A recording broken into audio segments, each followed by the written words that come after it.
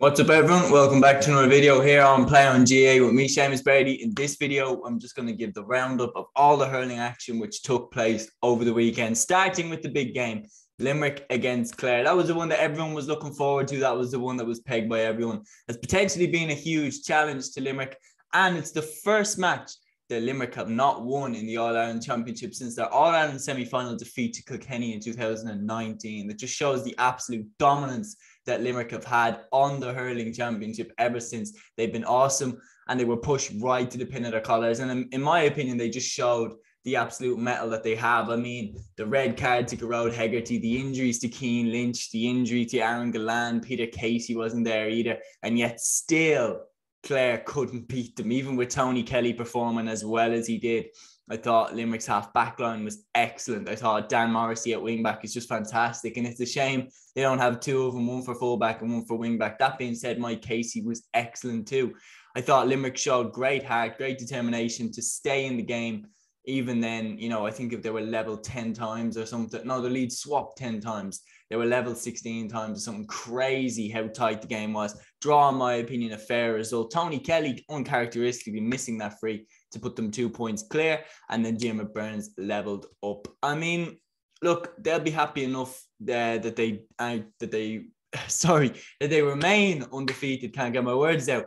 Clare, on the other hand, they'd be very disappointed that they didn't win that game. That was one that they definitely marked as being one. And in my opinion, if you can't beat Limerick when everything was stacked against them the way that it was in that game, then you've no chance of beating them when it comes to the business end of the year, when they have Lynch, Gillan, Casey back in the team. I think Limerick are just streets ahead of everyone. And one team that they were not supposed to be that much far ahead of was Waterford, who lost to Cork in Walsh Park as well in Waterford. Cork, the absolute proof, in my opinion, of just how much can change in one game. Before this game, Cork were being wrote off.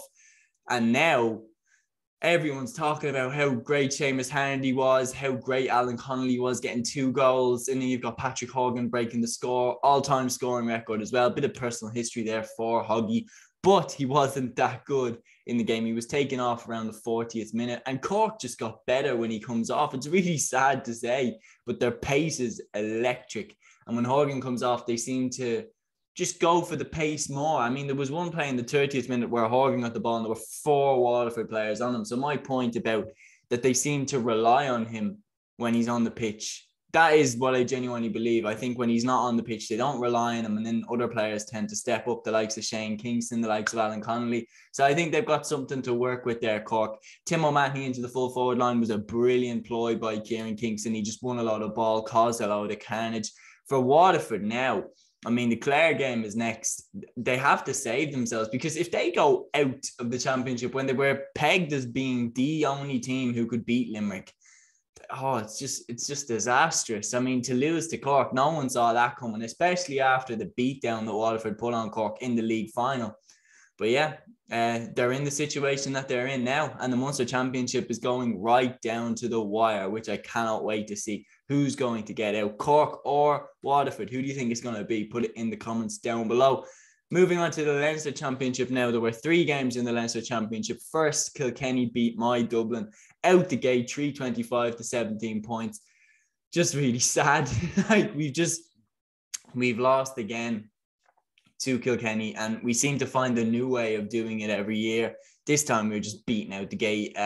2 goals from Mossy Keown, who looks really, really good in corner forward. Cian Kenny looked really good in the other corner as well. Kilkenny just looked a level above Dublin. They were out hustling us, outworking us. We stayed with them for like a period of the game, but once the goal went in from Keown, the first one, we never really got that back. Adrian Mullen was shooting the lights out from midfield all day. He looks like he's in the form of his life.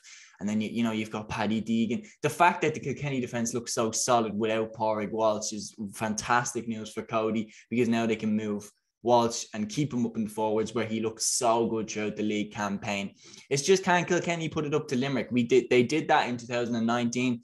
They're going to get another crack at Galway. And in my opinion, that is a serious game to watch because of the handshake with Cody and Shefflin, the potential beef there that's brewing.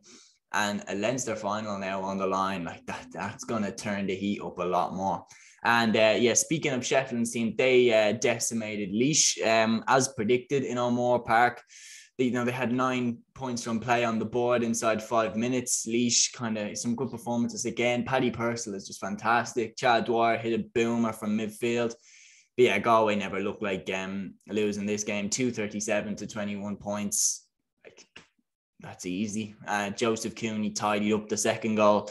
And Conor Whelan scored the first, and it was a sloppy goal for Laois to concede. It was a long ball in, and the rolling came out. They didn't deal with it. Whelan gets on it, bang, into the back of the net. So, look, Laois have had a worse time of it than Westmeath. And speaking of Westmeath, they drew with Wexford, unbelievably so. The side that reached the Division 1 League semi-final, and we're All-Ireland contenders.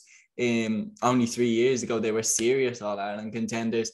They were held to a draw by Westmeath. Westmeath scoring a goal in the last puck of the game, pretty much. Dermot McNicholas getting a high ball into the square and knocking it in to pull Wexford back for a draw. Just shocking from Wexford, in my opinion. And it shows their lack of goal threat. Even though, Westmeath's defence is solid enough, but they've conceded 5 goals to Kilkenny. I think it was 5 goals to Galway. So how Wexford are not scoring 1 goal is really, really concerning for Dara Egan, that they couldn't break through a defence that teams that they are going to compete with broke through 5 times. So I think they hit an insane amount of wides as well. This was a game where Wexford really should have been out of sight, and they weren't. I think they honestly got complacent. Now going to Nolan Park to play Kilkenny, that is the game where Wexford, they have to turn up. They have to turn up because their league campaign, they look promising, and then they got blown out the gate by Waterford, and they've never looked the same since, in my opinion. So that is my roundup of the Hurling Championship. Who do you think is going to make it out of the provincial championships? Who do you think is going to make it to the provincial finals? I can't wait to see Galway and Kilkenny lock horns again. Personally, put your comments in, put your opinions, my God, my words, put your opinions in the comment section below. And until the next video, guys, here on Play On GAA, take care.